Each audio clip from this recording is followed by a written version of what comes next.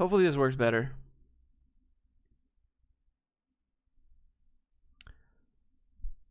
So OBS does this from time to time. I don't know what it is. I don't know if it's my stream settings. Sometimes it works flawlessly, sometimes it doesn't. But this is probably the reason that people don't stream on YouTube. Is because now I'm gonna have two things. You know what I'm saying? So it's like whatever. Anyways, what can you do? Let's just keep going.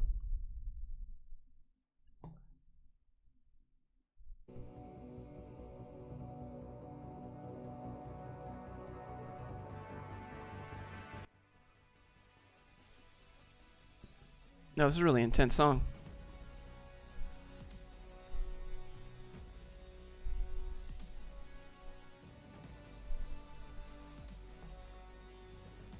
It's OBS. It's not my internet connection. It's none of that. It's just OBS. I think I just need to use regular. I think I need to use not Streamlabs, basically. What up? Welcome back. Hopefully everyone's here. That was a weird song. Let's move on to the next one.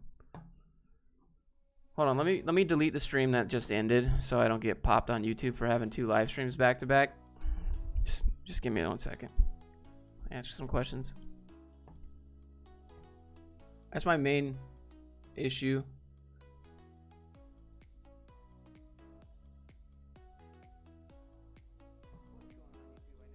Be quiet, Josh. All right. Okay.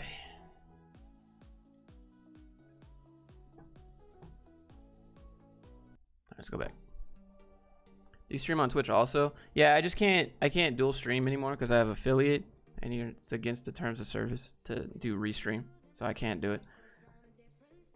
All right, hold on. Let's listen to Homeboy here. Only if I got disrupted this evening. Nope. I have to mute because that's gonna get. Oh my goodness! Please, why does this? What the? I'm not watching it. Why can't I mute the audio? First week was decent. This week I'm terrified. I have first corporate clients. That's okay. You don't work for you kind of work for them, but you don't have to. You just got to give them value that they paid for. That's all. And yeah, that's all you got to do. Let me ask you a question. Does this look like a great book? Accelerate through conflict. What? What is this?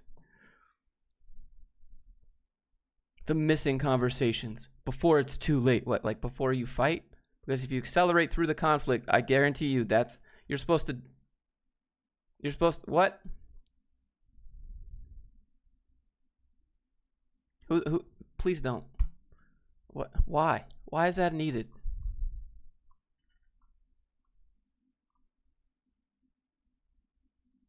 Harnessing the potential of employee-generated content. Have you considered squeezing more money out of your employees' work? That's basically what this says.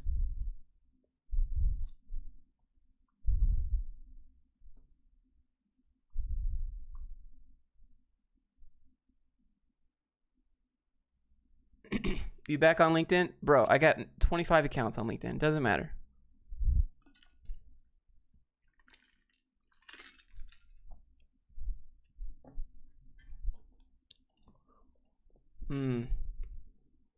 I mean, I don't have like a serious account. Josh, you ever think that you lost a job because your employers Googled you? Nah, bro. I didn't have a YouTube channel when I was applying for jobs. This was before I started doing YouTube. I started doing YouTube like really hard with my last job that I had. And then I quit. And now I don't apply for jobs. So I don't think I've ever lost a job due to someone Googling me because I never had anything like, hey, you're dumb. Corporate culture is dumb. That never happened.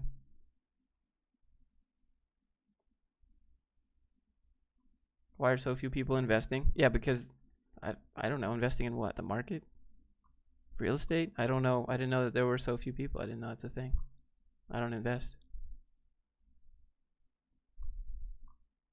Create your tribe. Oh no. Oh yeah, company dinners.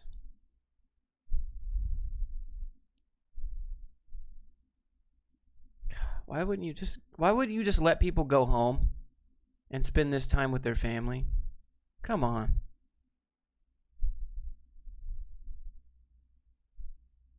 And you got to make them cook double. Doesn't this look like a great Thanksgiving holiday? When did you quit your last job? Oh, like over a year ago now. How do you avoid being desensitized to interaction with viewers? Like too many channels with 100K, just avoid that. I don't know. I like to interact, and I realize that a lot of bigger YouTube channels don't interact. Have you done any freelance web design development? I did freelance web design. I did more freelance video stuff because that's what I like to do. Freelance web stuff is not exciting to me. Unless I'm making something I want. Doesn't this look fantastic? I feel like this isn't fast. When YouTube dies, what would you do? Yeah, I would probably just sell stuff with Facebook ads and Instagram and make another YouTube channel, or go on Instagram, or go on TikTok, or go on Facebook, or go on Twitch, or any other number of things. Wow, this looks this looks like, man, I'm really enjoying my company. This guy right here is like, just let me go home and be with my family. We got to add this to the list.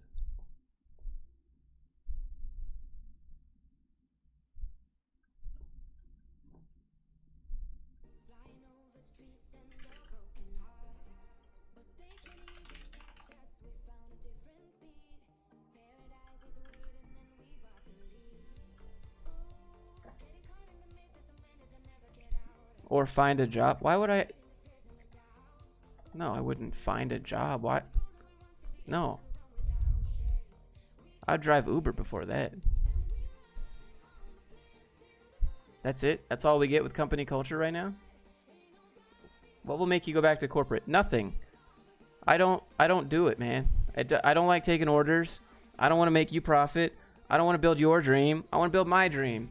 I want to do what I want to do all day long. I don't want to be told what to do and then told to be thankful for the opportunity to be told what to do. But that's my personality type, you know? So it doesn't work. Oh, you guys remember that company called Canopy?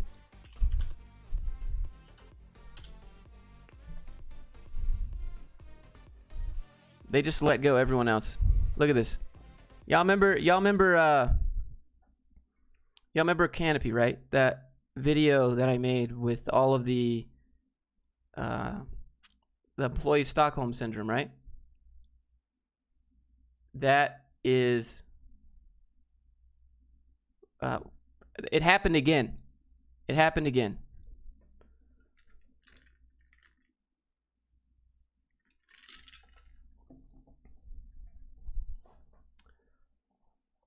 They actually let go 73 people, and they were about to fire the CEO, but he stepped down.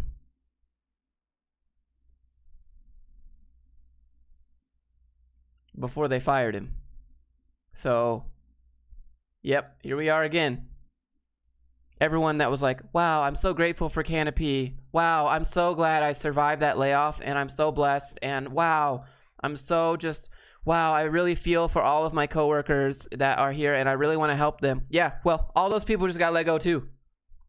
All those people that were like, wow, I really love Canopy, even though they did this to all my coworkers. Well, they just did it again, and they just did it to you.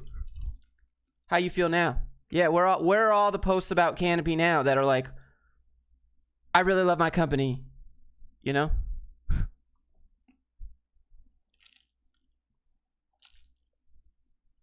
Does he still get compensation? I mean, you probably know he got that bonus life. He's the CEO. Duh.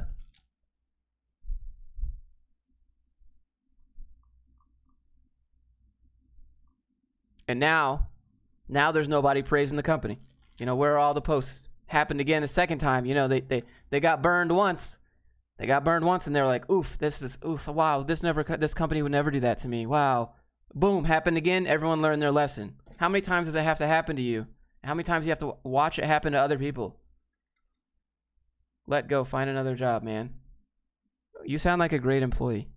You want to work for me? I'll pay you 10% of what I make. And every time you double what I make, I'll give you another 1% raise. How's that sound? Because that's a job. No thanks.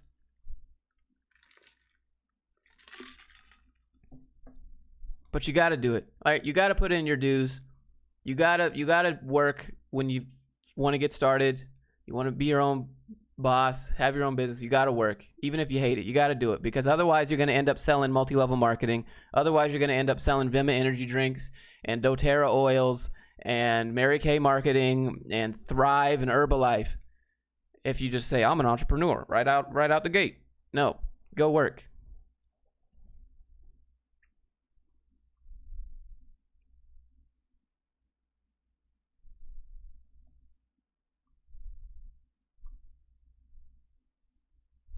So sad.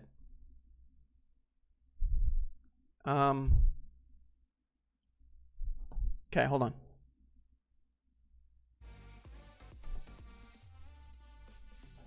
You feel like you were job ready after boot camp? No, I felt like I had bills to pay, and coding seemed like I would hate it less than I hated my mechanical engineering job. Let's see. What should we look? Company values. That's a good one. My mom does doTERRA oils. Yeah, dude, everyone's mom does doTERRA oils. And Mary Kay. Still multi-level marketing.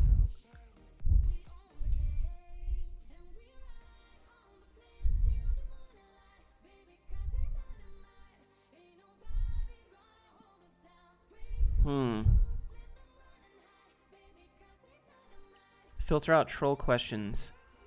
CEO at LinkedIn, you like that?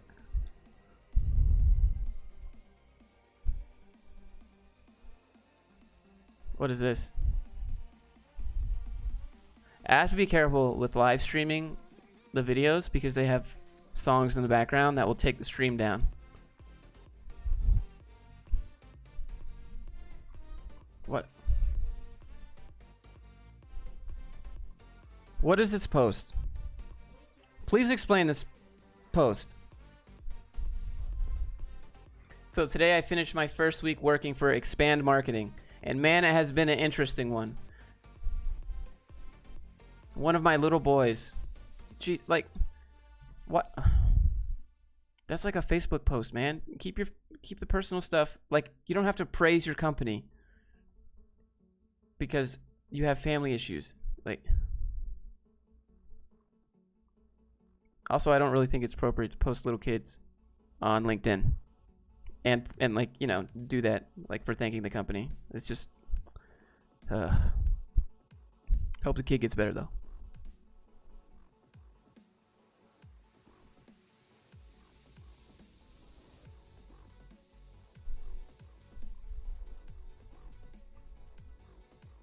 Oh, see, so basically, y'all know Simon, right? I like Simon, except Simon is the opposite of me. Simon goes and gets hired by companies to tell workers at the company how to work better, which obviously makes the CEOs more money. If they hired me, I'd go into the company and be like, hey, all you guys need to be doing something so that if this job ever falls through, you can go to another one or you can make your own. Any tips on how to make your LinkedIn profile stand out? Yeah, dude, just make yourself the CEO of like 6 companies. Guaranteed attention.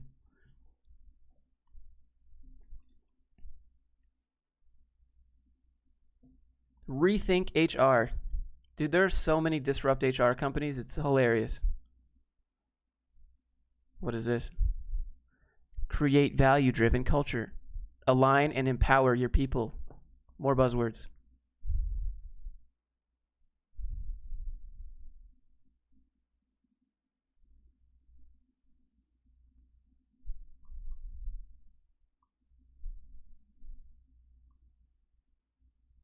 Hey Josh, find me a job. I will do that in a different stream.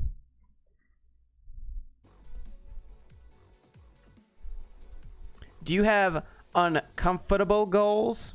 You see the spelling? What is this?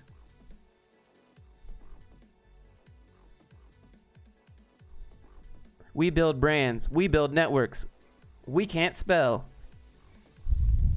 Great work.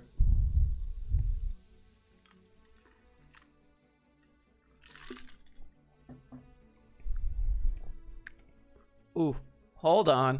I'm all about cubicle life. I'm new here at Deland Gibson. I started here 2 weeks ago. Okay. I just. It's Bobby Box. I'm new here at Deland Gibson. I started here 2 weeks ago. Oh, at least so look, they got high walled cubicles, and you too can stare at your loved ones on the wall while you sell your soul.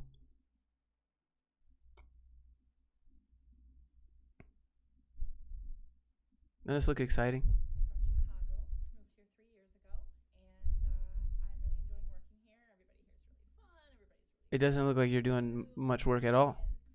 protecting their assets, and I look forward to seeing where this place takes me. God, dude, like there's just like what she said there. Like,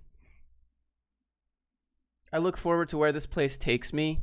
Like she has no ambition of her own, you know. Like people say that a lot. Like, oh, just wherever life takes me, bro. Why would you let that happen, man? You got to take control. You got to drive life. It's like people that just they just let their life in the wind. Just wherever it takes me, that'll work. Like, don't you have like places that you want to go?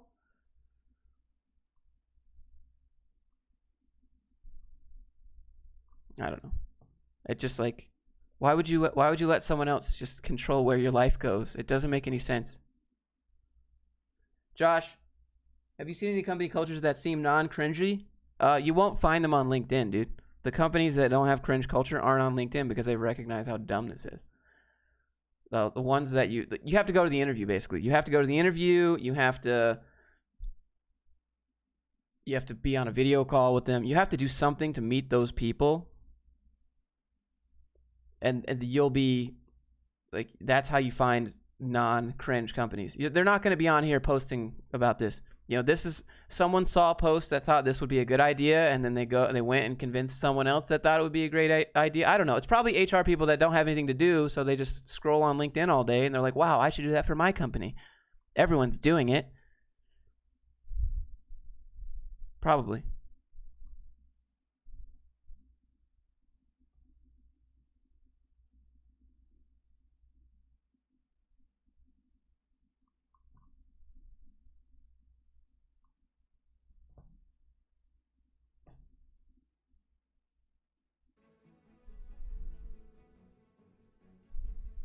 Ingrained in us since birth. Yeah, dude, I know. That's scary, man. Scary.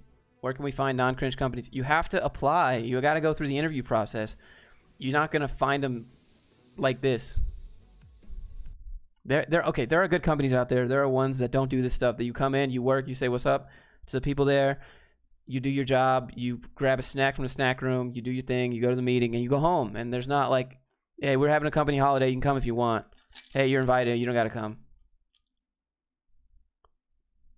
Nonstop. I have to be careful with those hashtags. You know that's like walking the YouTube monetization line right there. People get triggered.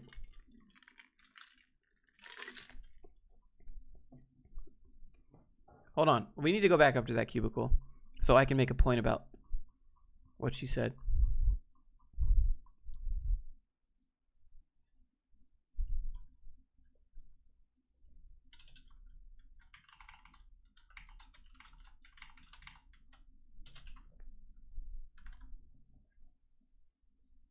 What are your thoughts on the whole Siraj Raval? I don't watch Siraj Raval, but I think he like plagiarized some stuff or accused of it or something. I don't know.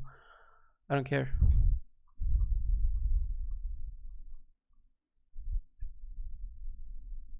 Okay, let's here we go. Would you move to California? No, I'm good.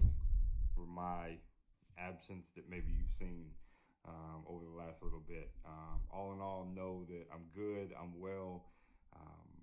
I'm in the best mental place that I've figure out why you're doing what you're doing. They try to understand your motives. They're not going to come to you and talk to you. They're not going to say these things to you. Is this shit sucks. Dude, Shane, if you get me demonetized, boy.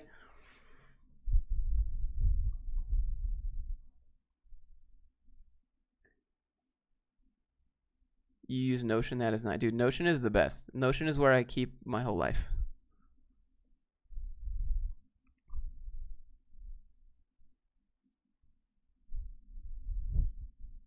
Hold on, guys. I want you to look at this.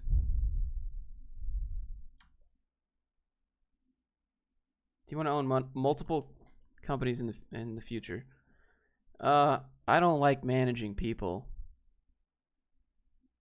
So if I have two people that I pay money to, and I don't manage them at all.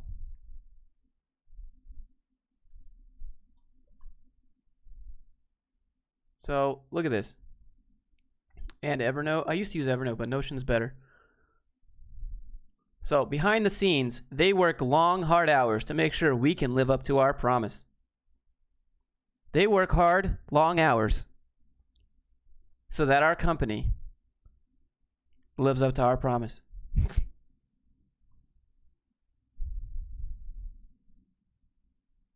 I'm thankful for our ops team. Wow, what a great reward. So you can work 65 hours this week, and they'll post something on LinkedIn for you and your team. Imagine being on the dev team. I'm thankful for the dev team. Wow, I really appreciate being appreciated. What a joke.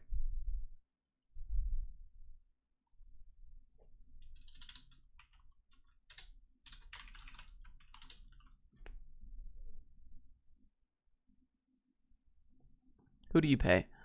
I pay one person and another person.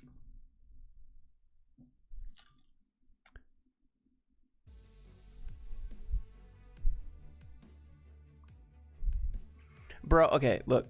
You see this title? Why Millennials Quit. Come on. Come on. If people can make titles that say why millennials quit, then how come we can't say boomers? Why boomers micromanage?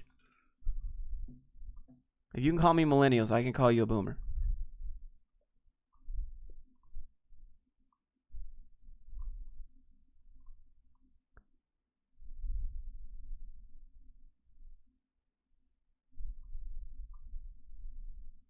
Are your company's values valuable?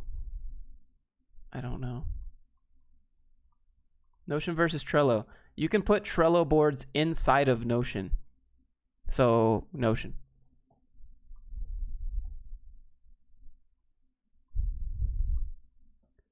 Dude, you can do everything in Notion. That's why I like it so much. You can put Trello boards in there. You can put links in there. You can put videos in there. It's like, it's great.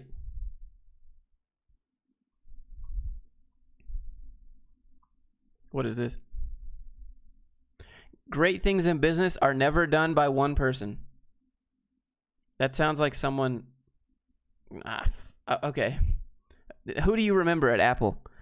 Do you remember the great things done by not one person, or do you remember Steve Jobs? Please. This is just placation here. This is placation.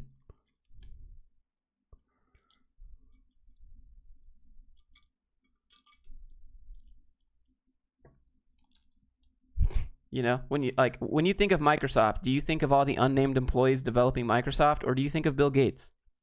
You know? And I don't think this phrase means anything then. You know?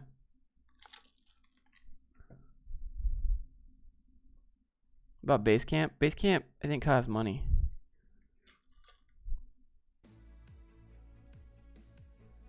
Farmer Brad, I'm not sure. Maybe scissors?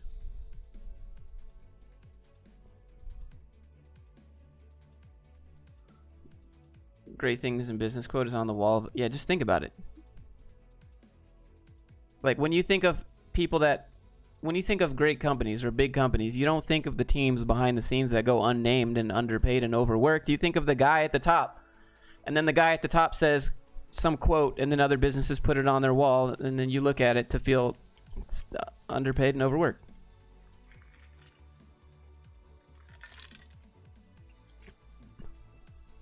Evernote versus Notion. Notion is better. Evernote is just notes. Notion has notes, Trello boards, can store files. It's just so good. Links on links. You can link to different files.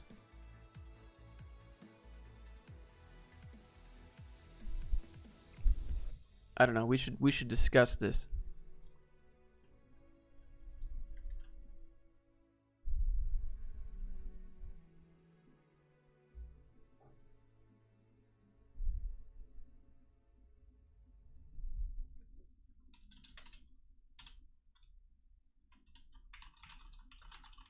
You miss 100% of the shots you don't take, Michael Scott. Yep, confirmed. The greatest boss on earth.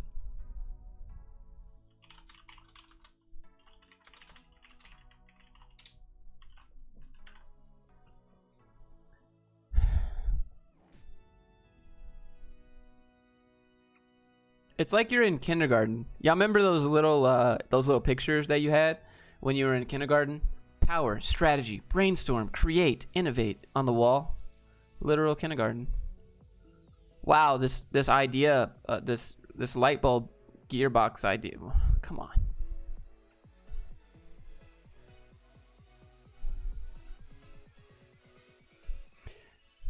Okay, all right, hold on. Let me be honest with chat for a second. What I've realized, chat, is that like I have a very specific personality, and not everyone is like me. So if you're here, just understand that corporate doesn't work for me, because that's just like, it doesn't work. But for some people, they like going in. They like, it doesn't bother them. They don't care. They do the work. They enjoy the work. But for me, I'm about me. I live Josh centric, and I think most people like, even if you work a job, you should be self centric. You should do you first, right? When you're in an airplane, the little oxygen mask drops down. The attendants are like, hey, put it on your face before you help anyone else. You want to know why? It's because you're gonna die. You can't help others till you help yourself, and that's my motto. Okay, all right.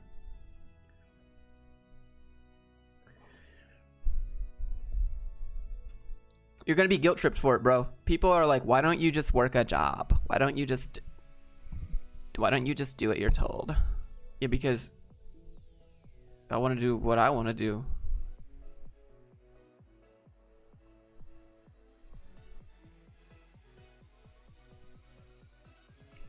Wow.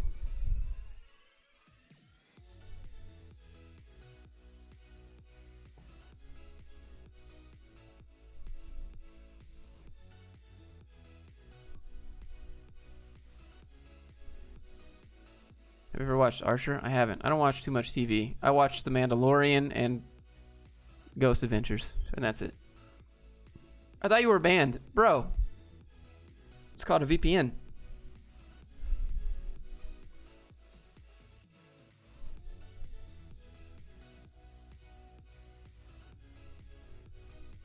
Please let me scroll. Emotional intelligence. What does this mean? Does this mean don't be a jerk?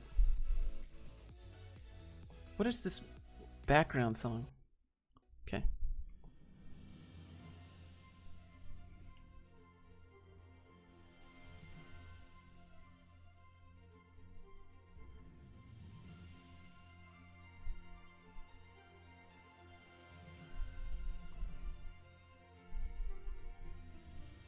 I don't know. Give me some hashtags.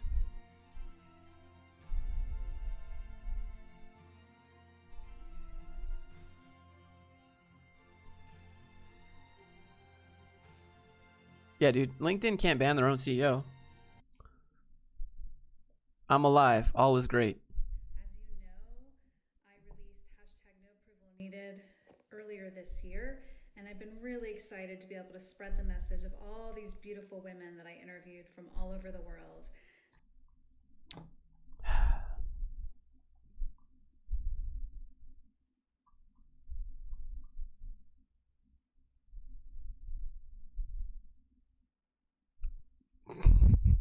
Come on. What is this? Oh, okay. I thought that was a book that the CEO made. Y'all ever seen those books where the CEO writes their own book?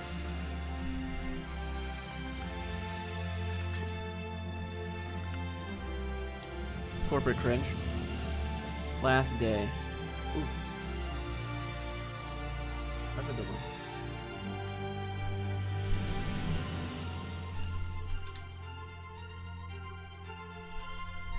Relationships. It has to be corporate. Well, if I don't know, maybe corporate relationships. Oh, here we go. Here we go.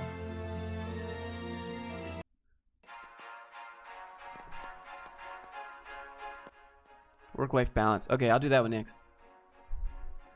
Hashtag diversity. Yeah, so I'm not gonna do that one, and you guys know why. Okay. You wouldn't do it if you were me, right? You can have opinions, but you can't always voice the opinions that you have, especially, when you're playing by someone's rules, which is YouTube's monetization, because I have a mortgage. Oh, open office. That's a good one too. Today is my last day. Grateful for the opportunity.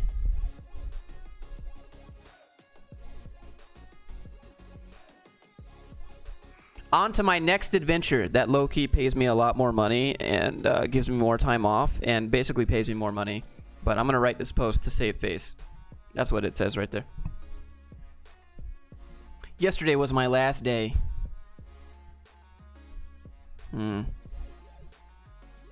I give thanks to them and for the opportunity that awaits me because they low-key pay me more money and let me do more things that this job didn't let me want to do. At some point, this is the thing. This is the problem. We've talked about this before, but at some point in time, these people decided that they were unhappy with their job and they started looking for another job for whatever reason. And then they write this post that says they were happy with their job and so grateful for it.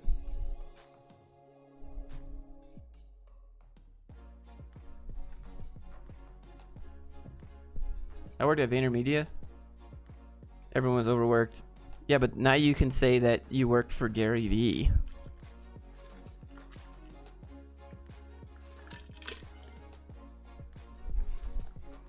I think it's probably the same thing with like SpaceX. I hear people at SpaceX are like really overworked, but it's more of like a pride thing.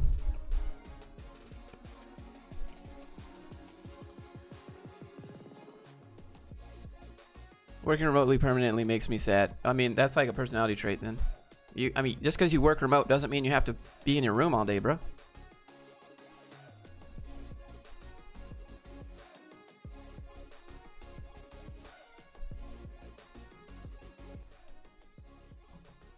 Gotta head to work, folks. All right, bye, Eddie. Have a good one. Last day.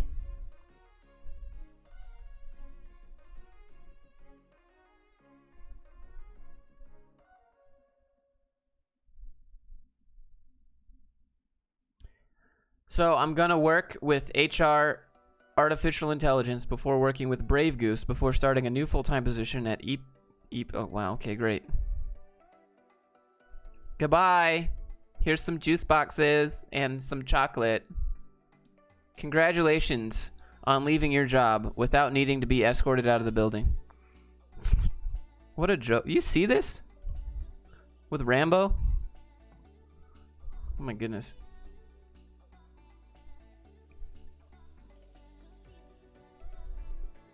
Hold on, boys.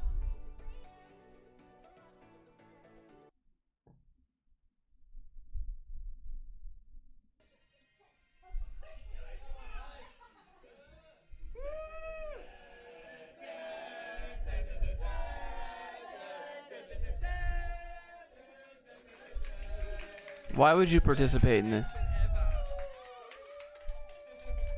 Well, I think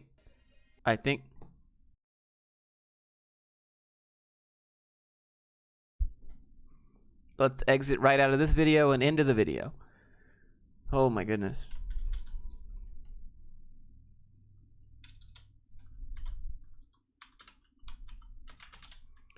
When should you use your new gig as an offer for salary negotiation? Yeah, don't ever use a new job for salary negotiation. And the reason is, hold on, let me get personal with you, Brad, for a second. The reason that you don't use a new job that you got, a new job offer, is because now they know that you've been looking for a new job. And they know that you're unhappy and you went behind their back to look for a new job. And so even if they counter offer and give you more money, they know that you've been unhappy and that you went behind their back. And then you know what they're going to do? They're going to get all that information that you were about to leave with quitting the job without telling them. They're going to get all that proprietary stuff. They're going to make you they're going to make you give all that up without telling you that they're doing that, and then they're going to can you. Then they're going to can you. And then you're going to say no to that other offer, and you're going to be like, crap, I should have taken the other offer. So don't get a new offer and use it as negotiation, because that's just, they know. They just know now. Just go. Just take the just it's not worth it. Don't do it.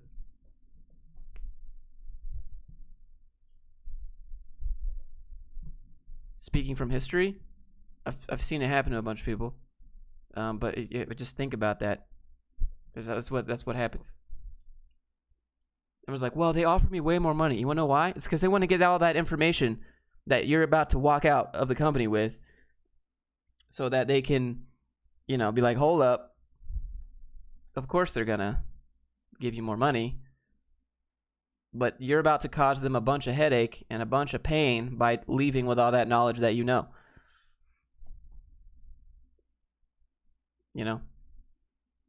I was counteroffered and took it. Can you elaborate on that move? Yeah, so the reason is, okay, you have to think about this.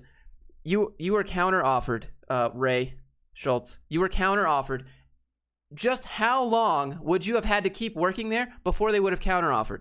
Just how long? So basically they knew they could have been paying you more the whole time and they didn't do it. So think about it that way. They could have been paying you what they counteroffered you since you started looking for a new job, and only when you threatened them, they gave you more money. Not when you asked for a raise, not when you went to your one-on-ones, not because they valued you and gave you merit. Only when you threatened them and said, I got another offer, they gave you more money. Think about that. They could have been paying you this the whole time. You should ask for back wages, dude. And they know that you were unhappy, that you were looking for another job. And the reason that they counteroffered is because they wanted to stop that heartache and that pain of having to hire someone and then train them up and then figure out whatever knowledge you just took and fill in the gaps, because you're about to cause them a bunch of trouble. That's what taking a counteroffer is. Like, you could be paying me this whole time. Like, so you've been undercutting me. You've just been undercutting me the whole time. You could be paying me this way more money, and you haven't been doing it. Sadly, that's just corporate business, Josh. Yeah, I understand that, but if you got to play the game, man. You got to play the game. Business is, if you're a CEO, right? You want to get the most work for the least amount of money so that you can buy the biggest house or the biggest yacht or whatever you want to do with your money. And if you're an employee, also play the game. Don't just like walk across, like, you can't just be so honest with these people, man. You can't just walk over with your playbook and give it to the other team. Oh, I think my dad's here. Hold on. Mechanical dad is here. Hold on. Hey, doggo.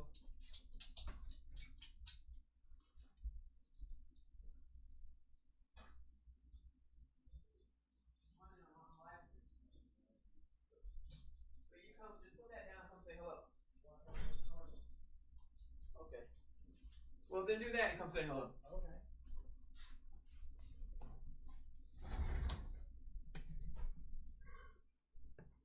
Is there anything else we should know? I don't know. Sometimes it's the knowledge just gets dropped.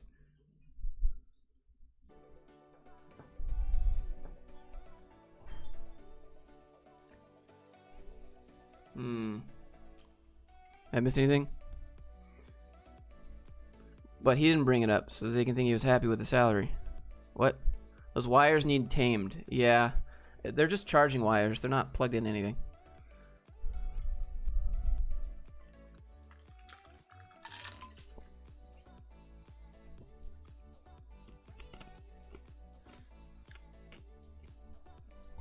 Yeah. Most bosses respect you for BSing.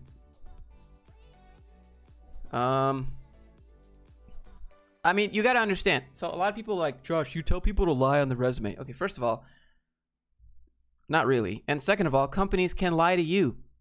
Companies can lie to you. I guess you probably don't want to hear that, but companies can lie to you. They can tell you that you're going to get a raise after 90 days and not give you a raise after 90 days. And there's nothing you can do about it. Right? Nothing you could do. Companies can tell you any number of things. We're going to let you work from home when you get this job 2 days a week. And then you get there and they're like, sorry, we've changed policy. Companies can lie to you. You know? Like, that's...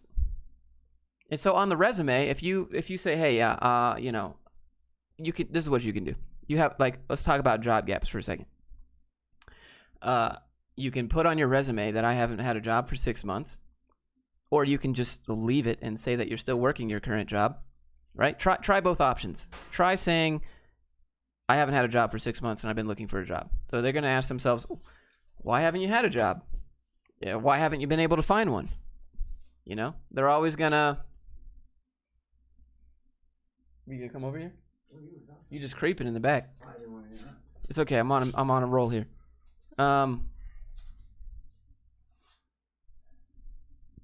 Here.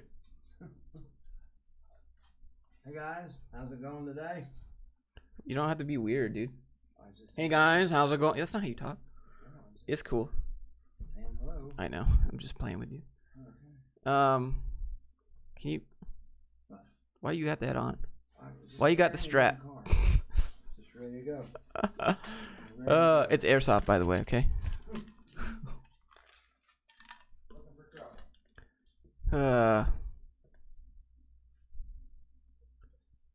Choose one. Study for 3 more years and keep paying for college on your own. You join a company that will pay for your university at the same time, and you can get paid. Yeah, obviously get paid to study, dude.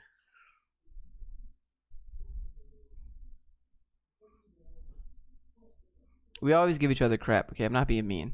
We give each other equal amounts of poo-poo.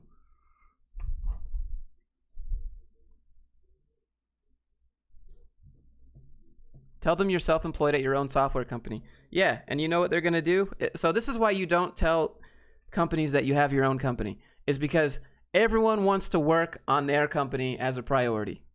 Everyone wants to work on their own side hustles, right? If you could go play video games for a living and that's what you really like doing, and you have a video game playing company, obviously you want to do that. You know? So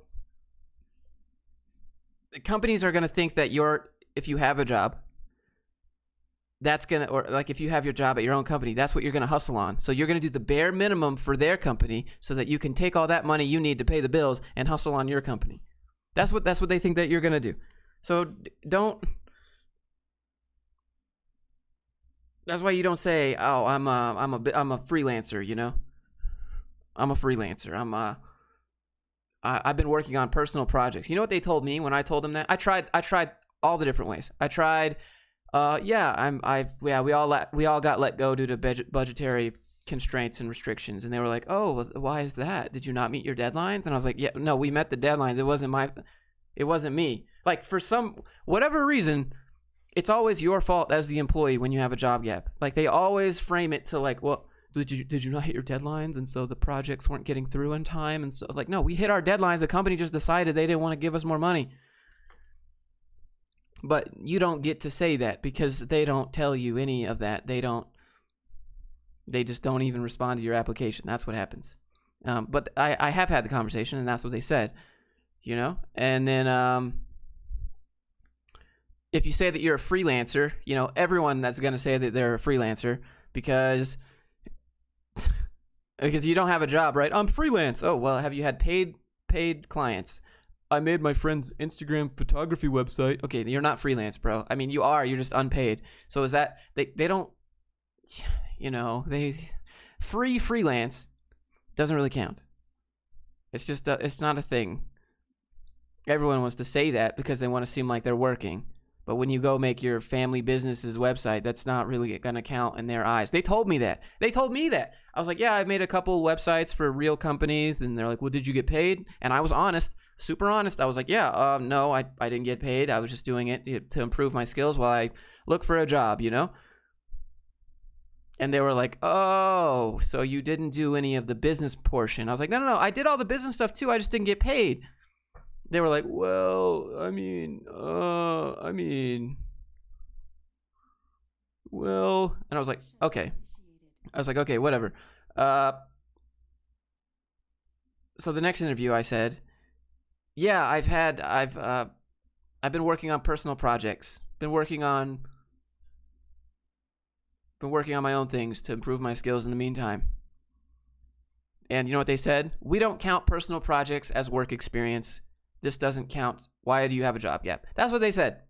Every time I was honest and said, I don't have a job, I haven't had a job, we got let go. It didn't matter what I said. I didn't have a chance to explain the story. And if I did, they didn't care. They didn't count my whatever I was doing in the meantime. The fact that you lost your job means that you're unemployable and you're a piece of crap. That's what it means to people. You know? Like, so that's why I say just leave it on your resume and say you still work there. That's what I would do. And that's what I do. You don't have the opportunity to explain yourself, and if you do, they don't care. I don't know how else to explain it. Everyone's like, you lie. You tell them to lie. Okay, fine. Great. Go be honest and get declined, and then wonder and just keep hoping and believing that someone's out there that will give you the chance. They're not. They won't do it.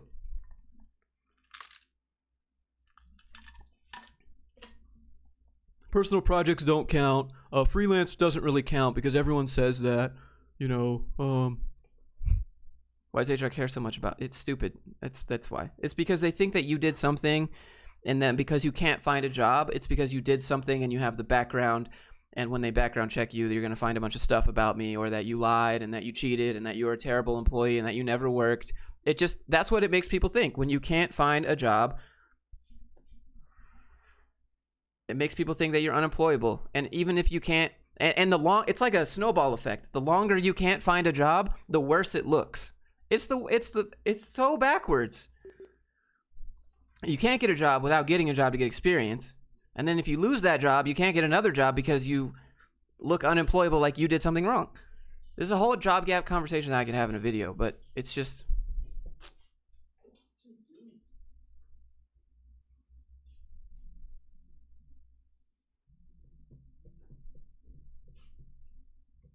Just keep active on GitHub daily. That's a resume. No, it's not. No, it's not. They don't care. Like, so, just because you don't have an active GitHub doesn't mean that you're not programming every day. Sometimes you're working on stuff that you don't want to push to GitHub. Sometimes you might have a business idea that you're working on to improve your skills in the meantime of not having a job, and you don't want to push that to GitHub because you don't want people to know your business idea or steal your code or whatever it is, or you don't want to spend the money to make your GitHub repo private, or you don't want to use Bitbucket or whatever, right? You don't want to put it out there, but you're still working on stuff. Doesn't mean that you're not active.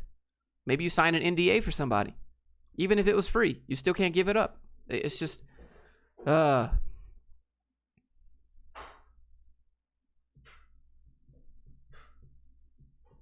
they didn't want to find a job for a while. So Tanya, basically, yeah, I mean, I don't know what's the context of what that was actually. Never mind. That's why I just found freelance work during my gap. Why would you even find freelance work? Like, you could just say that you did freelance. Easy peasy. And there's just really, like, just give me the job. You know what matters? You know what matters the most is if that you vibe with me in the interview. I can do your code test, preferably take home and not a riddle. And that I do what you tell me to do on time. That's all that matters. Anything else that matters on a job is garbage, BS. Like, I could do your job. I agree to take what you want to pay me. We vibe, so we get along, and that's it. I provide value. That's all there needs to, like, this history thing doesn't matter. But what you don't need to know, you want to know why they want to know. Why they want to know what you got paid at your last job. It's so that they can game you. It's so that they can game you and figure out if you're overcharging them. Dude, of course I'm going to overcharge you. I'm going to get as much money as I can, just like you're trying to get the least amount, like the most value for the least amount of money on your side. That's the thing. I just turned into a ranting stream. I just feel really energized with these topics, you know? Dad, what are you doing? Hey, don't get me demonetized. Don't get me demonetized. Don't say those curse words in the background, please. Thank you.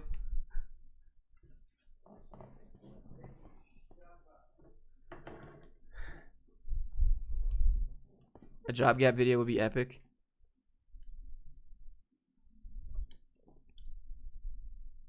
Yeah, don't ever tell them what you're paid.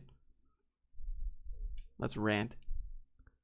Can I bluff when they ask for my salary at my last job? Bro, I'm going to be honest. I'm going to tell you that every company that I ever worked at, when they asked my last salary, I told them my last salary was like 10 times what I wanted. So I was getting paid $50,000 at my well, actually, no one's really ever asked except for one person. And when that happened, I just said,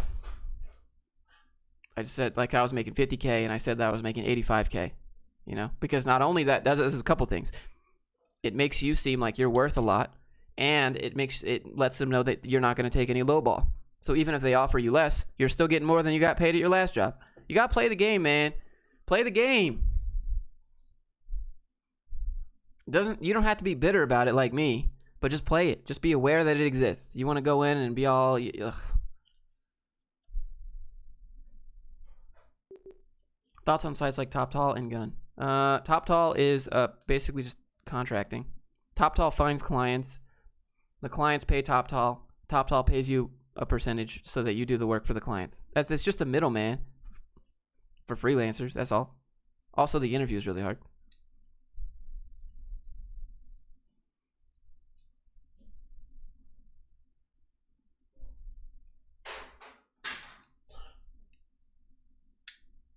What are you doing in there?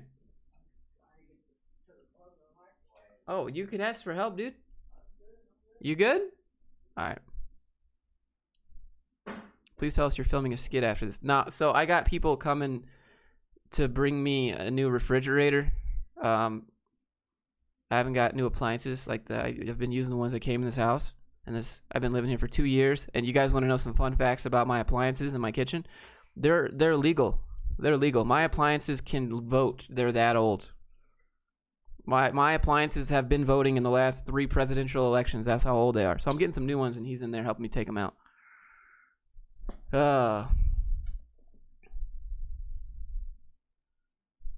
And here's the thing: if they ask for your last company, just be like, "Hey, bro, call up your friend, and be like, hey, you're gonna be my last manager, okay? So when they call you and they say, hey, can you tell us about Josh? Tell them all the good things."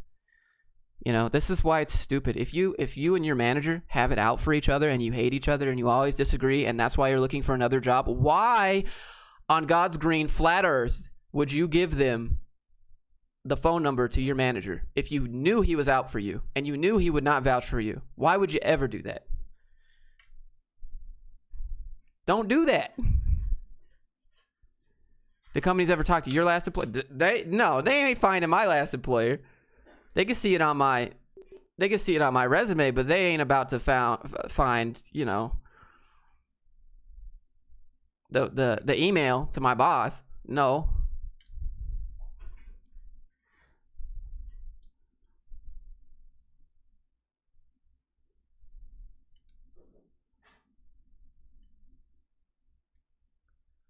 Kit Boga? Dude, exactly. I love Kit Boga. I was watching him before I went live, and then I had to turn it off, and I was like, you'll be here all day. Somebody got the reference. I'm so glad. Dude, all I want to do is a live stream with Kit. So, like, imagine, so Kit does Edna, right? Kit does Edna and Edmund, and I could hop in a stream and be like, yes, yeah. Yes, yeah, absolutely. Yeah, and he could be Edna, and I'll be Herbert. And we can have some popsicles with some scammers. and I think that would be an epic collab. If you don't know who Kit Boga is, go look him up. He scams scammers as an old lady. So good. Refund scams are the best. Did you ever do a mechanical engineer job? Yes, I did for a year.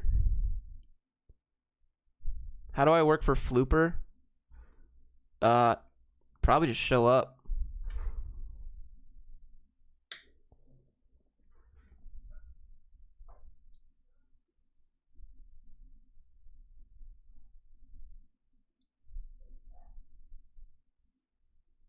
I'll spam his chat with your name today. Nah, dude, you don't got his chat is already spammed. I don't know how he reads that chat. He's got like 11,000 viewers. He's a good guy. You know, he never curses ever. Ever. He's so G-rated, and he gets yelled at by scammers all day. It's amazing. Powering off. Powering off. Okay, bye, headphones.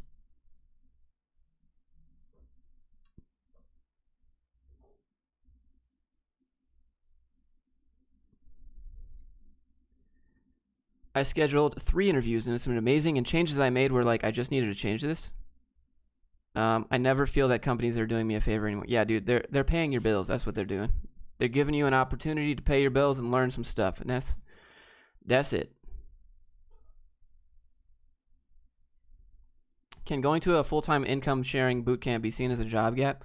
I mean, if you're switching careers and going to a co-boot camp, then you're kind of like starting your first job, so I don't think that'd be like a job gap. Kit Boga was a dev. I think that was his job. He was a software developer. He's always coding on Sundays. What was the interview like for your remote React job? It was pretty dope. I hopped on a call with the CTO. He asked me some questions. He said, okay, I'm going to give you a code test. He gave me a code test.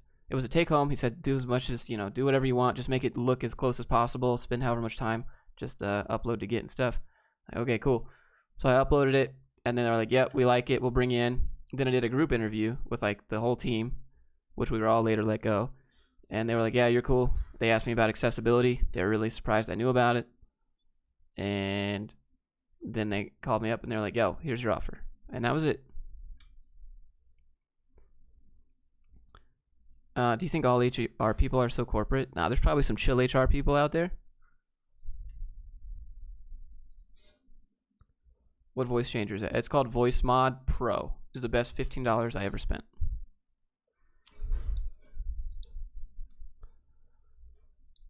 The cybersecurity jobs you found yesterday were BS. Were they? I don't know enough about it, so. Can you get remote jobs without any local jobs? Oh, for sure.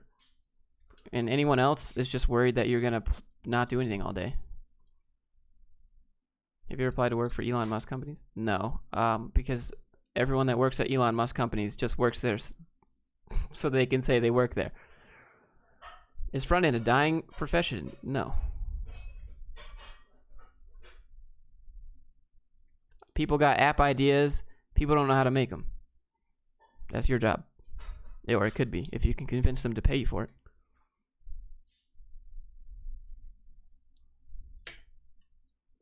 You can only do front end for the rest of your life. They make you choose between WordPress or Wix.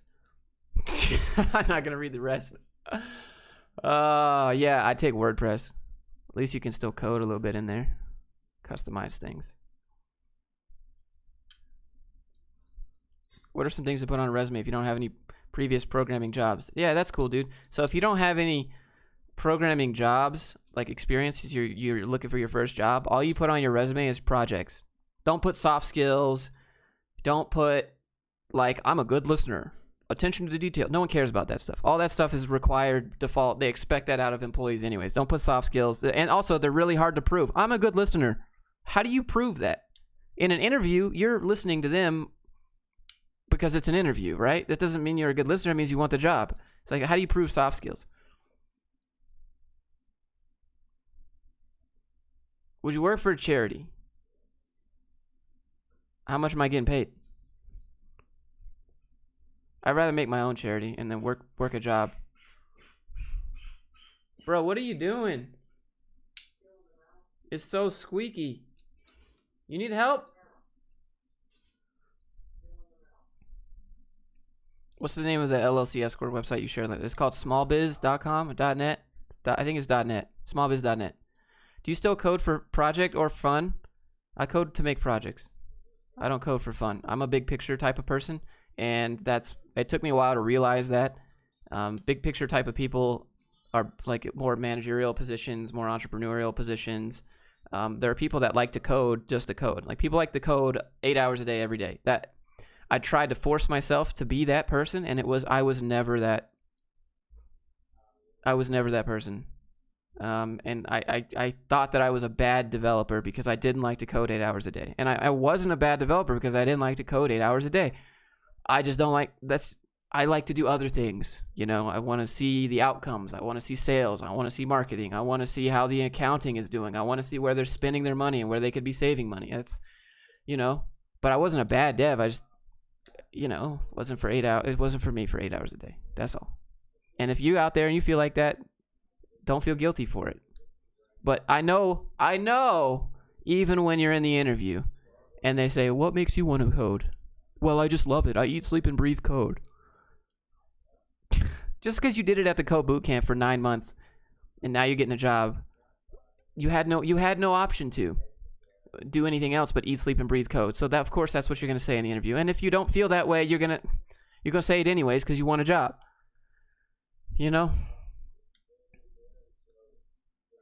Would you work for the government? I did. They still let me go. Government put their thing on hold. What made you quit your engineering job? I wanted to work remote because all I was doing was Excel sheets and PowerPoints anyways. Why can't I do that at home? Oh, it's not part of the company handbook. Is it worth it to get to your CCNA? I have no idea, Daniel. What do you mean by accessibility? Like handicap, like color blindness. Imagine if you have a button that's white with an outline of a very light gray and it's on a white background. People that are colorblind aren't really going to be able to see that button. Somebody too light.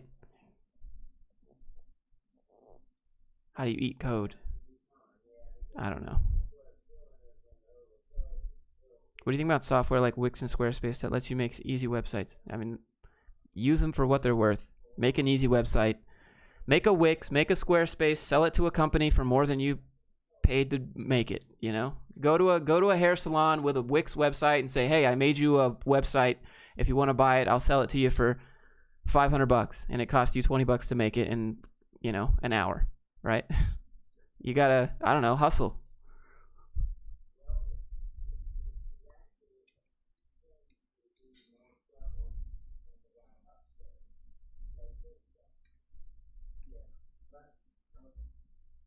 So your opinion is to create your own business and find clients on your own? No, dude, I don't have clients. I mean, technically, you guys are my clients. That's what people always, well, you're always working for somebody. I don't personally want to be a freelancer because freelancer, you're still working for other people. You're just doing it on your own schedule. I don't want to work for other people. I want to build grindreel.com and .academy and make courses and help build people's brands so that they can do what they want to do and they can be recognized for whatever they're good at. So I don't really know what I'm good at. I just do things until I figure out something that I like and hope I can get good at it. Even to this day, I'm like, what am I good at? I like to do everything. But if you can put it all together, you can make a lot of money. Do you want to so there's the thing. Like, do you want to make money in life? Or, dude, gnarly burp. That was a good one. Heard that with headphones on. Noise canceling headphones. That was good.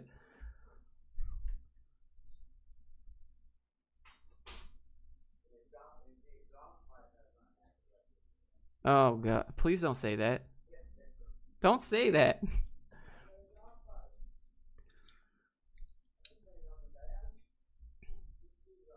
The only way to not work for people is to print.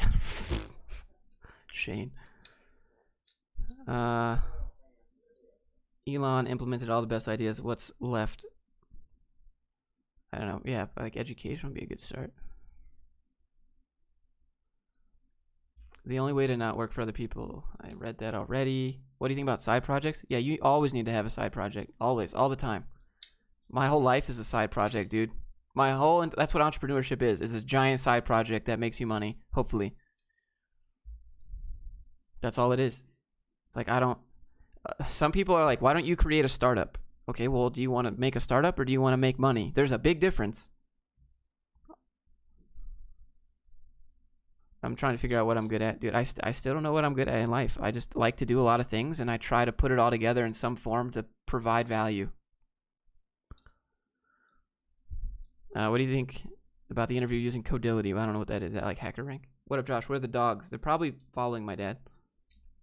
You ever signed an NDA? Yup, when I worked for the government. That was a big one. Is 15 hour for a junior dev job decent? No, that's kind of garbage. $15 an hour. I can get that at In-N-Out down the road right now. I would take like 23, 24. I think that'd be closer. How to find my first job? I mean, you click apply on everything.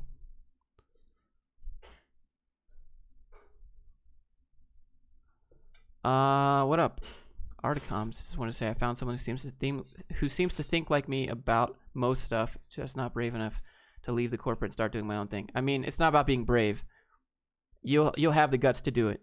The thing that you don't know how to do is how to make $1. That's the hardest part. When you want to work for yourself and you don't know how to make $1 yet, you're like, okay, all I've ever done was what I'm told to do and get a paycheck.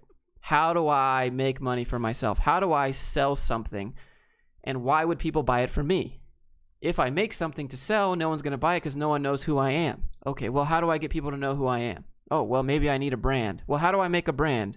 Well, I should probably get out there on some platforms and let people know who I am and what I got to offer. Okay, well, let me do that. How do I do that? Well, you got YouTube. Well, how do you do YouTube? I guess I'll start learning how to do videos. Okay, well, how do I do videos? I guess I'll learn about videos. Okay, well, how do I make good thumbnails that people are going to click? I guess I'll learn how to do Photoshop. I still don't know how to make thumbnails that people click. Okay, well, now I have to learn a little bit about design and color and what gets people to click. Like, that's how it goes. That's how it starts. It starts with asking, like, I don't know how to do this. I guess I'll figure out how to do this thing. Okay, well, I'm not very good at this, so I guess I'll get better at learning this thing. That's how it goes. You answer DMs on Instagram? I'm guessing you're asking because you sent me one a little earlier. I saw it on my watch. I've just been live streaming, so I'll answer after this. What's the future for Grindr? Do you plan on providing programming classes? No, I don't want to do programming classes. I think programming is a good skill to have for entrepreneurship, but I don't think... Yeah, that's not my thing. What college degree do you think is most useful? Probably engineering. Like, or medical degrees. You're literally describing my life right now. Yeah, exactly. On Skillshare, there's a course to learn how to find your passion. Oh my God. Well, just do what I just said. That's how you find your passion.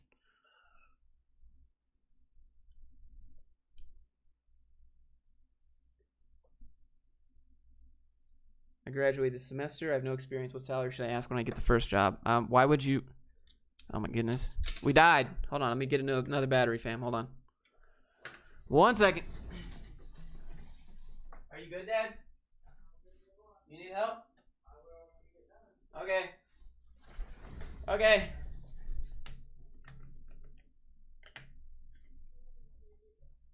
Okay. We're back.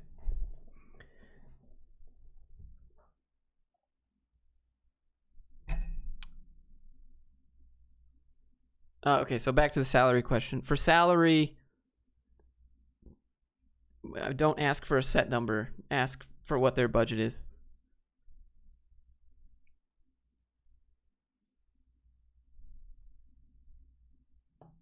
What do you think of Skillshare? Skillshare is dope. I have a link in the description. You can use it. Get 2 months free. Skillshare is pretty good. I learned scripting and storytelling. Well, some additional concepts from Skillshare. Skillshare is good for screenwriting, storytelling. That's what I use it for mainly. Have you ever played Hacking Capture the Flag, like cybersecurity CTFs? I've never done it. They seem cool. I'm just not smart enough. Would you make a video outside your house for a change? I did in the Upwork video I made the other day.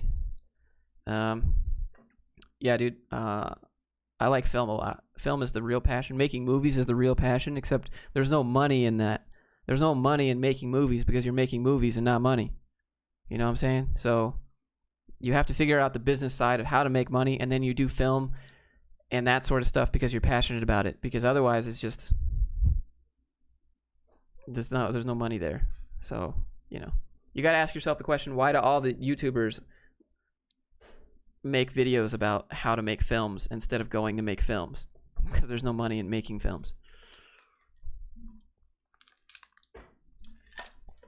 There's money to tell other people how to do it, but does programming have job security? There's no such thing as job security. If your boomer mom or dad told you about that, maybe they had it at some point, but that doesn't exist anymore. I was told about that. My dad used to tell me you need to be an engineer because it's a good job. Isn't that right, Dad? That's what you told me. Well, for real though, like legit, when I was 18, you're like, Josh, you need to be an engineer. And I was like, why? Yeah, you said all that.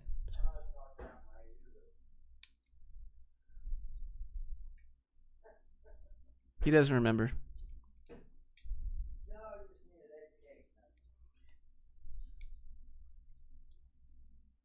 There's money in it if you have great writing. I mean, yeah, but the whole time while you're making the movie, you're not making money because you're making the movie. So how are you going to monetize making the movie? That's the main issue. It's the same thing with game dev. I know it's kind of off topic, but game dev is an example of this. Game dev is fun. It's awesome. It's interesting. But here's the thing. It takes a long time to do. Yeah, I smell propane, dude. You cut off the gas? No, like legit. Like I smell gas. We're gonna die from CO2 poisoning, and we're just gonna fade out. Please turn off the gas line. Anyways, it's like game dev. How do you monetize the making of game dev?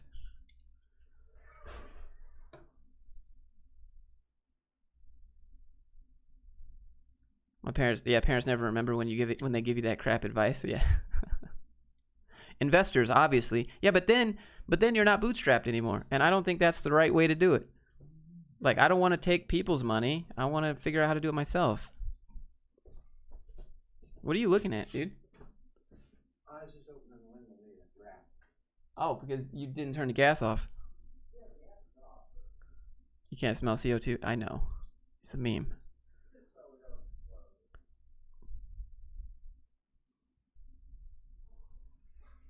Thoughts on Ty Lopez and his courses? Ty Lopez is good at marketing. I've never taken his course other than that. Do you speak other languages? Oh yeah, dude. I speak in assembly to my dogs. Look.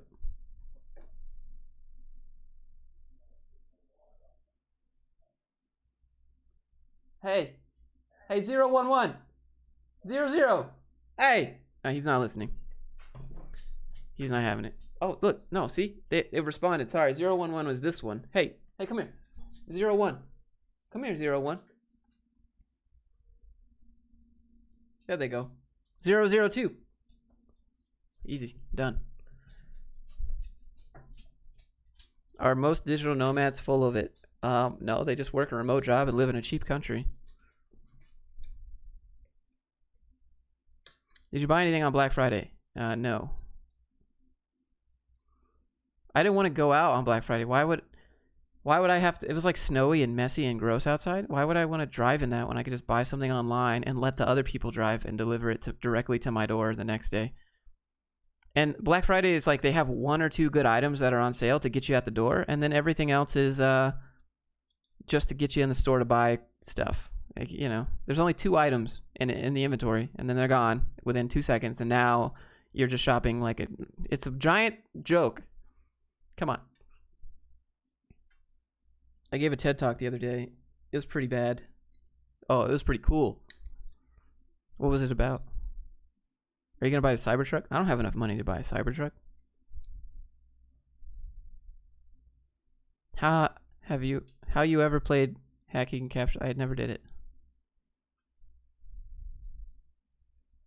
Yeah, I think I'll just buy something from Amazon and pad Jeff Bezos' pockets more. Actually, just kidding. Amazon Marketplace, Amazon buying products from they're actually not profitable. They make all their money on cloud hosting and AWS. That's where Amazon makes their billions and billions of dollars. They don't make any money on Amazon.com, like the marketplace where you buy stuff. They are losing money. The only reason they do it is to put other companies out of business. And then it's working. And it's working. And then they'll win. Then they'll be profitable. So yeah, it's Amazon.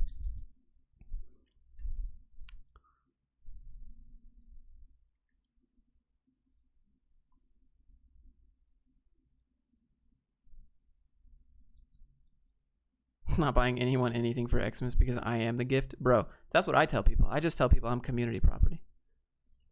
That's what I tell the girls. Sorry, we can't be committed. I'm community property. I'm like a public park. Do you know what happens in public parks, Josh? Hey, look. Nobody needs to know.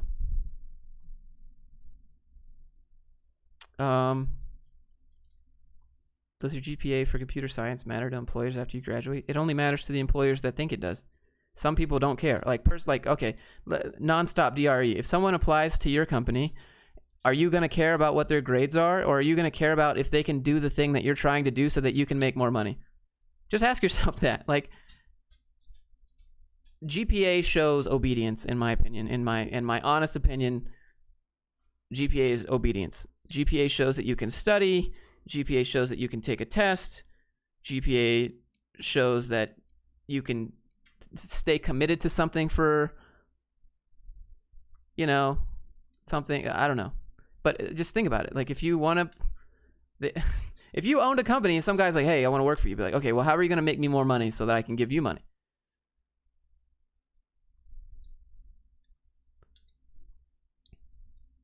In your I wasted my 20s video, you said you want to make $1 million by the time you're 30. Do you think you're on track to accomplish that? I haven't. Well, no, I'm not. I don't know. But I haven't. I'm working on courses. I have a course. I've had a whole entrepreneurship course that I've been working on really hard. It's like everything you need to know about business. Well, everything that I know about business that I would have paid money for to know. Zadark, what up, man? GPA is a factor only if they care. I don't personally care. If someone wants to come to me and say they want to work for me, I'm gonna be like, okay, well, how do you make me money? I'm not gonna be like, oh, well, wait, hold on, did you get good grades? I don't care. Just because you get good grades doesn't mean anything. I think the people who get bad grades and still succeed in life are the real winners. You know? The person who fails, that's really trying at math but still fails, those are the winners because they know how to push past. You know, you fail a course, you do it again. You fail a course, you do it again. The guy that gets straight A's the first time, like, maybe he's just good. Maybe that's just his thing. I just think getting, good grades isn't indicative always of hard work. It just means that you got good grades.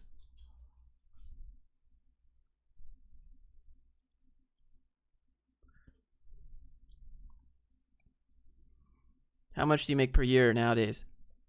6 figures.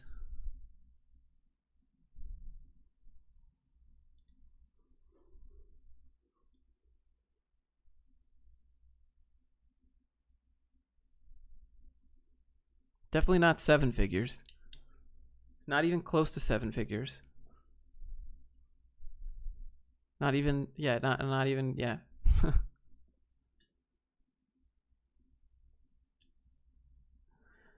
But I wouldn't be here without you guys. So, to be honest, when will your business course be out? I want to get it out by Christmas. I have most of the written content done, bro. I got some examples. Of entrepreneur versus employee, and I just want to run some examples by you to explain how screwed you are by being an employee. Let me pull up the course. Let me log into my thing real quick, and I'll show you what I mean. I'll give you some straight examples. Because I don't think that people think about it like this. Well, 6 figures is pretty good, isn't it? Yeah, I mean, it depends on your cost of living. It's not always about money. Sometimes people have a financial background. Sometimes it costs a lot to live. I think if you make 6 figures and you work at Google, but you live in California, you're not making 6 figures. You're making a regular salary. With 6 figures, you can buy the Cybertruck. No, you can't. It's like $64,000. I reinvest, bro. I got business expense. You good? You sound struggle bus. Okay, hold on.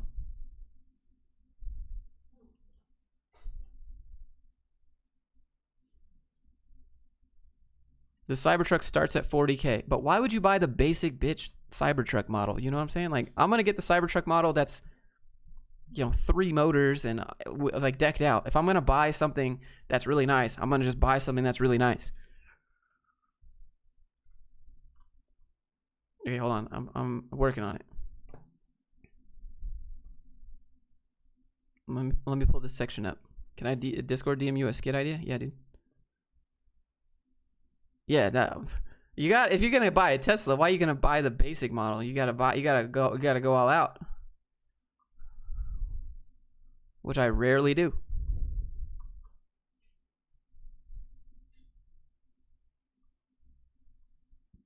I think that's more of like a status symbol. Also, I mean, I sit in my room all day. Where am I gonna,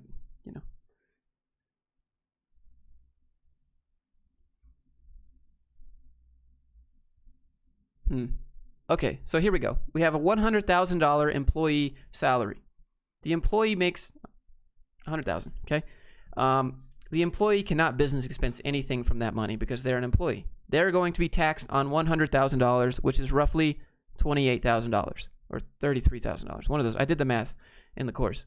One of them was for an S corp. I think it was 33. Anyways, you have to pay $33,000 on a $100,000 salary if you live in the state of Utah, and If you're an entrepreneur that makes $100,000, you can expense all of that money for business and pay no taxes. Why do you think businesses don't pay taxes? So you can live life and not pay taxes. Whereas you're not actually making $100,000 anymore. You're making $33,000. Okay, so that's scenario 1. Here's scenario 2. Employee makes $100,000. You cannot business expense any of that money because you're an employee. The entrepreneur makes $100,000. The entrepreneur can expense $50,000 of that and pay taxes on the other $50,000. Let's see. Employee cell phone versus entrepreneur cell phone. Let's see. Let's look at the employee. The employee is paying money on already or spending already taxed money. His $100,000 salary. That's already taxed. You have to pay.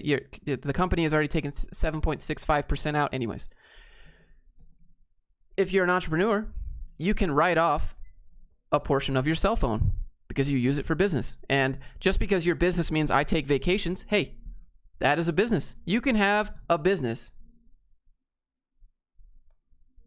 that takes vacations. So you say, hey, I go inspect hotels in Hawaii for a living. You could literally just spend all of your money on that without paying taxes. You know what I'm saying? Like, business expense means no tax on it. Business expense means that if you spend it on business and you spend all your money on business, you don't have any money to pay taxes on because you spend it all on business. And if you have a business that says I go I go to hotels in Hawaii for a living and test them out, and you spend all your money that you make on there, you pay no taxes on that. Obviously, this is not financial advice, okay? I'm just giving you the concept. If you buy food, that's only 50% expense. You can't expense the whole thing. You know, there's other things like that. But I'm just giving you the concept of an entrepreneur versus an employee and expenses. Let's see. The employee. Employee versus entrepreneur in terms of vehicles. The employee can buy an airplane with their already taxed salary and spend money to travel to Hawaii from their already taxed salary. The employee owns the airplane and cannot write off any expenses. Let's look at the entrepreneur. The entrepreneur can purchase a private plane for business travel to Hawaii for content creation and deduct that from their taxes. The entrepreneur doesn't own the airplane, the business does, but the entrepreneur controls the use of it. Right? So if you can turn your lifestyle into a business, you win. You win.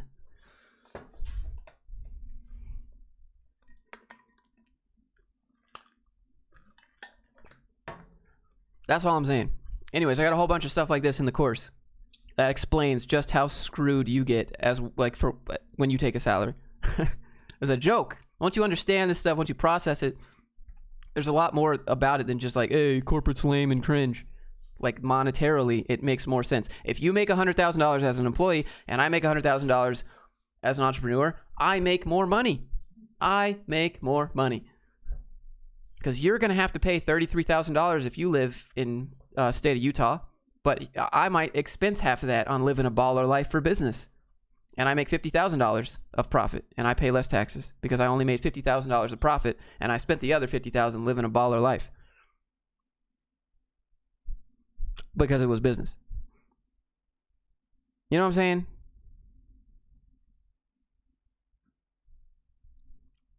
So, what about in the case of an LLC that taxes as a pass-through entity? Yeah, it's still business. Doesn't matter.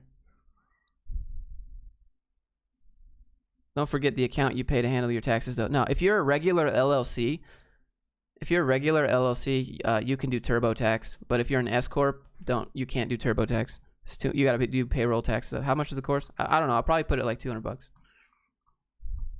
I think it's worth. I would pay it. I started thinking about it. I was like, to know what I know now, that's what I would pay. Easiest $200 I've ever spent in my life. I was gonna put it for like 50, and I was like, no.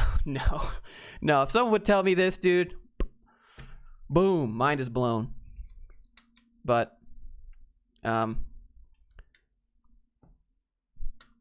let's see. Let's see here. You want to hire your friend as an employee. To come help you make a video about content create or make a video about moving out of your house and into another house. Okay, well now you just have to pay your friend out of your already taxed salary. That's coming straight out of your profit. It's taxed, right? Let's say you're an entrepreneur and you want to make a video about moving from one house to another house. You can pay your friend as a contractor. Boom. Your friend is a write-off now. You have written off your friend as a business expense. He gets that money. You pay less taxes because you expense that money to help you move. You know, how many hours long is the course? It doesn't matter how many hours long a course is. It matters what you get out of it. So if the course is an hour long and you learn everything you need to know, fantastic. Nobody has time to take 65-hour Udemy courses. People use that as a marketing tactic, but I think it's stupid. I think it's reverse. Like, if I can learn everything I need to know in an hour, that's great. Now I have more time to go get to work. Like, I don't want to spend 60 hours doing this. You know what I'm saying? I think that's a big misnomer. Oh, 65 hours of learning JavaScript. I don't need 65 hours. I just need the good stuff. Give me what I need to know. Keep it concise.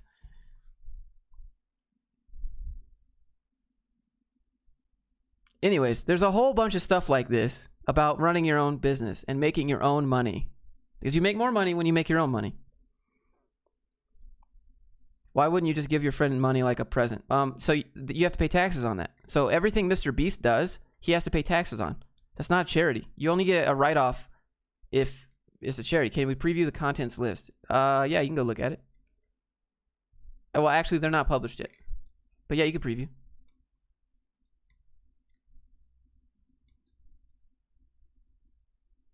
Hours to information given is silly. Yeah, that's facts. That's facts. I would say keep your courses short and give them everything they need. And if they have questions, they can reach you and you can clarify or add more to the course later. But don't just be like, okay, well, I'm going to bloat this. You know, it's more work comparatively to run your own business. Okay, it depends on what your business is. You're assuming you're running a business doing what you already do for a job. So if you hate your job and then you go make your own business and you run that business, you're still going to hate what you do. Let's say you quit your job and you figure out how to monetize going to travel the world and review hotels, right? Your job is reviewing hotels. So you expense all your travel and you're reviewing hotels. Is that more work? Is that more work to go review hotels and stay in Hawaii's hotels and rate them, you know?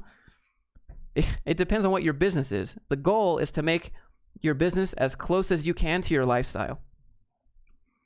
You can give money in the form of dividends if you're an S corp. Kind of. You can give distributions, but you don't want to play in the legal gray areas too much. The IRS doesn't. They don't lube you up before they bend you over. They just So you don't want to mess with the IRS. You know what I'm saying?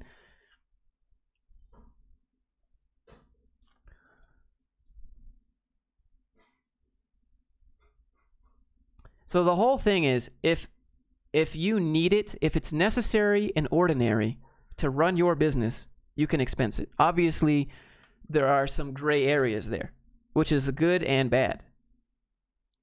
So, like, obviously, if I had to be like, well, I wanted to make a video about a Lamborghini, so I had to business expense this Lamborghini to make the video, the IRS is going to be like, okay, Josh, your channel's not about Lamborghinis, and then number two, why don't you just rent it?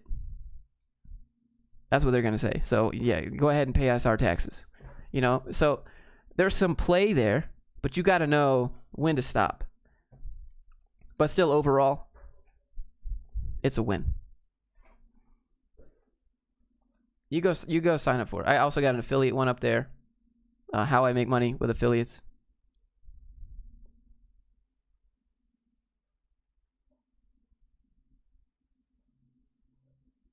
Can you write off stuff like food and any small thing? No, you can't write off everything. No. That's how people get in big trouble with the IRS. Big trouble. Can't write off everything. You can write off 50% of food. You used to be able to write off like strip clubs and stuff until 2018, which of course, when I opened my business, I can't do it anymore. You used to be able to write off client entertainment. You used to be able to take your homeboys to the strip club and write that off as a business expense for entertainment. What? Obviously, I don't know how. Like that has existed since like 1933 until 2018, which is when I started my own business, and I can't do it anymore.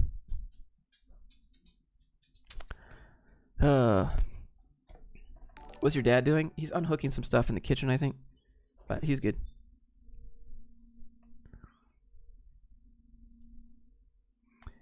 Yeah, Manic Tiger, if you have an S corp, you're already getting the distribution benefit anyways, so. Yeah, I swear you could. That's a real thing. That's legit. They removed that. Bro, I love talking business. I love talking marketing. I love talking brand building. Like, coding is a great skill to have, you know, but the passion, as you can see, is about business and making money and marketing and all that other stuff. Because once you understand the how great it is and how to make $1, you just scale up. You just scale up.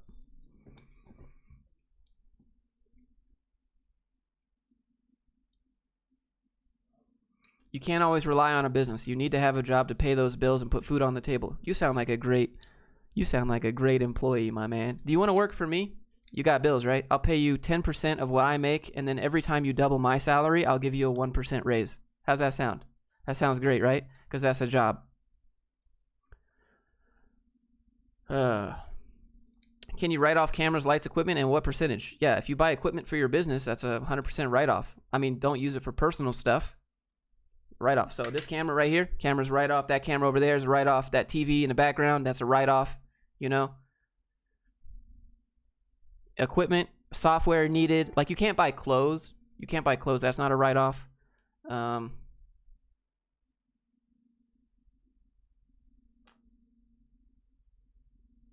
Maybe you need to reinvent yourself. Surprise everyone about doing a video about good companies to work for. But the premise is still different.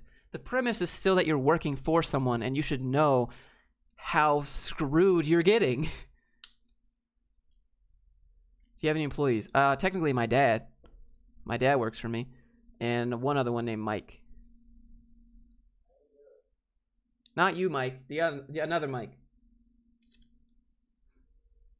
Yeah, you can write off up to 20% of your home office. You can write off a percentage of your phone. You can write off a percentage of your internet. You can write off a percentage of your car insurance. You can write off a percentage of your utilities. You can write off home repairs that are necessary and required. So, like, if that window broke and I had to replace it, that's a write-off, a percentage write-off, a bunch of stuff, you know? Do companies buy expensive software because they can write it off? Yes. Okay, so you understand. Have you ever? Okay, maybe you haven't worked, but if you work at a company and they say we can't give you your raise yet, it's because it's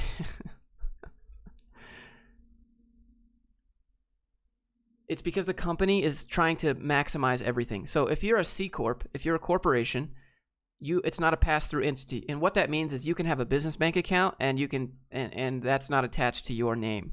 You can separate yourself from the money. So whatever you pay yourself out of a corporate bank account, it goes to you, and that's your money. And whatever you have left is not your money. That's the corporation's money. So none of that money in there is affected. So if you have a regular LLC, even if you have a business bank account, that money is still yours. Doesn't matter. Any dollar you earn is yours. With a corporation, they can keep money in a business bank account, and that's technically not their money, even though they control that money. That's what corporations do. You saw Mitt Romney meme, right? Corporations are people, my friend. It's because it's technically not your name on paper, but you control what that money does. So it's basically like having the money. It's just like, once you understand this stuff, like, why would you ever go back? If I can go buy an airplane and not have to pay taxes on it because it's for my business, why? Do you write off your film equipment? Absolutely. Absolutely I do. This microphone, this camera, I write off all the software and the equipment that I buy. Like, think about this. Think about if you love video games and you want to be a Twitch streamer. Every video game that you buy, as long as you don't play it personally, if you play it on stream, because streaming is your business, you can write that off. You write off video games. You deduct video games as a business expense. No taxes. To play video games for your business. So the key is to find a business you love and figure out how to monetize it. And then you live a baller life. That's what you do. But it's hard to save money. That's the thing. Because if you want to save money, you have to take a profit, which means you don't business expense it, right? And then you pay taxes on that money. So it's really, really, really hard to save money and become a millionaire, which is why you don't save money when you have a business. You spend your money, and you spend your money to buy assets that you can business expense. And then those assets appreciate in value, and then you sell those assets and you pay the tax, and then you make a bunch of money. That's what you do. That's how millionaires make money. Millionaires don't have billions of dollars in their bank account. They have billions of dollars that they've expensed on business things that have gone up in value. And then eventually they say, hey, you know what? I'll take the hit on taxes and I'll, you deducted that Nerf gun in the mini movie. Absolutely. I needed it for the movie. It was necessary and ordinary for my script and my filmmaking. That was a prop. It's you guys don't understand. Like, that's how it works.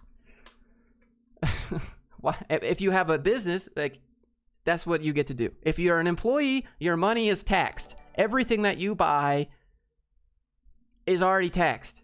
Sorry, no write-offs for you. What kind of assets can you business expense? You can buy other businesses, and you can buy real estate, and you can, vehicles and stuff.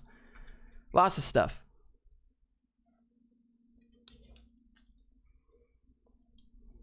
That's how they do it. That's the real secret, is businesses buy other businesses, and businesses buy real estate that gains money and equity, and then they sell it. And then they buy more and more equity, and then they sell it. You need to make money first. Yeah, once you figure out how to make $1, all this stuff kind of comes together, and you're like, holy crap. So like, you guys got to understand the business part of things, because it's just no going back once you do. How do you push through exhaustion and deep sleep deprivation? You gotta. I mean, don't do it. You're dropping gems in the stream. Is going to be available on YouTube? Yes. What if I want to race a hamster against each other, and I have a hamster mixed food and sawdust for the cage and maze to race the man? You want to write that off? Yeah. So obviously there's like legal gray areas, right? So you don't want to push too much in the legal gray areas. Depends on what your business does. Are they going to be like, okay, well, do you have a business about hamsters and racing and studying hamsters? That's what they're going to, it doesn't make any sense. You can't push it too long. Is 1099 for business owners? 1099 miscellaneous is for contractors, but which are technically freelancers. Do you still code? When I want to build things.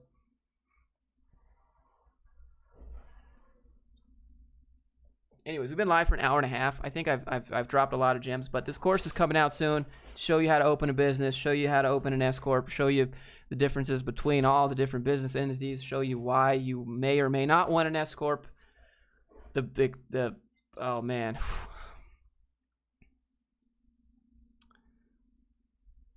Anyways, I'm gonna go help my dad now. I don't know what he's doing in there. So, equipment for use for your business is also, yeah, those are called mixed expenses, Isaiah. So, that's why, for example, like, you can't business expense 100% of your phone if you only have one phone, because the IRS is gonna be like, really? Everyone has Facebook on their phone. Everyone has Instagram on their phone. There's no way that you never pick up a phone unless it's for business 100% of the time. Those are called mixed expenses, and you need to have an accountability plan for those. There's all kinds of templates you can get. I give you an accountability plan template in the course, but those are called mixed expenses. Josh, did you just admit that contractors are also freelancers? I didn't admit it like I was saying that they weren't. I said that contractors are a type of freelance.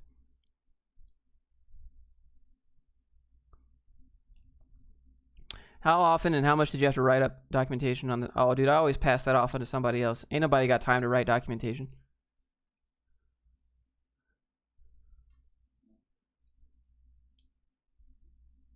I want to get the Kool-Aid, but I'm in the UK. Well, you can open a business in Wyoming if you're not from the United States. So there's the gem of the stream right there for real. I charge money to tell people that. But anyways, I'll see you guys in the next one. I'll make a video later today. I'll be back.